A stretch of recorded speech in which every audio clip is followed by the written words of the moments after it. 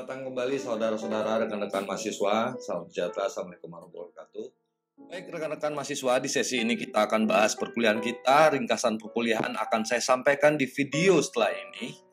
Ingat, tetap berdiskusi, tetap belajar, baca modulnya, dan kerjakan forum serta tugas-tugas rekan-rekan.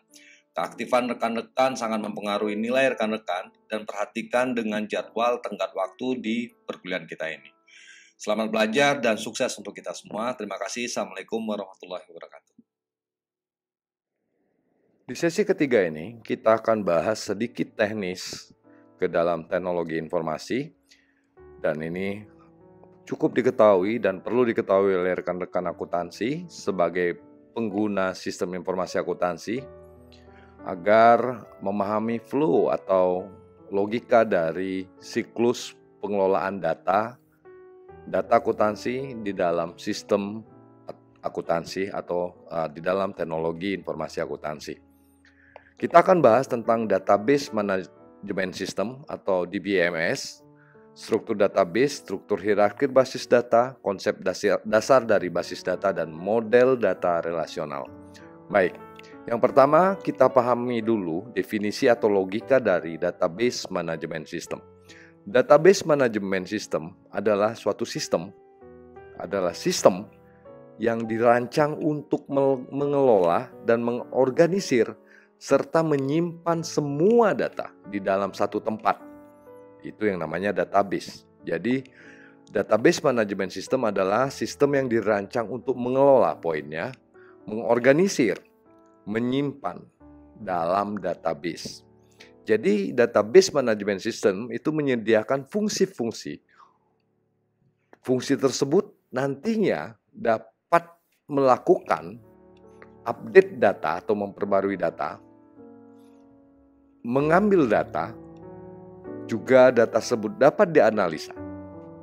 Jadi prinsipnya adalah database management system adalah kumpulan data di mana kumpulan data tersebut nanti akan diolah secara teknologi informasi akuntansi. Selanjutnya rekan-rekan mahasiswa, struktur database mengacu pada cara database disimpan dalam database dan cara data dapat diakses oleh pengguna. Jadi struktur database yang umum digunakan dalam DBMS secara detail rekan-rekan bisa baca buku panduannya atau modulnya. Saya akan jelaskan secara ringkasnya. Yang pertama adalah struktur hierarki basis data. Struktur hierarki basis data adalah mengelola data dalam bentuk pohon. Jadi ada data utama, ada cabang data dan ranting-ranting data, di mana setiap data tersebut saling berkaitan. Jadi logikanya seperti bentuk pohon. Struktur ini termasuk struktur data yang lama konvensional atau kuno. Yang kedua adalah struktur jaringan basis data. Struktur jaringan memungkinkan hubungan antar beberapa tabel dalam database dan menggunakan pointer untuk menghubungkan rekaman database tersebut. Struktur data ini lebih fleksibel daripada struktur hierarki.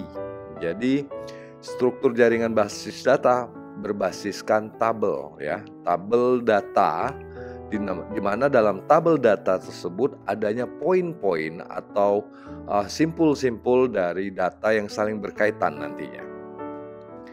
Selanjutnya, pengembangan dari struktur jaringan basis data adalah data relasional. Dari namanya berarti ini data yang saling berkaitan. Yang relasional, berkaitan, dan logik.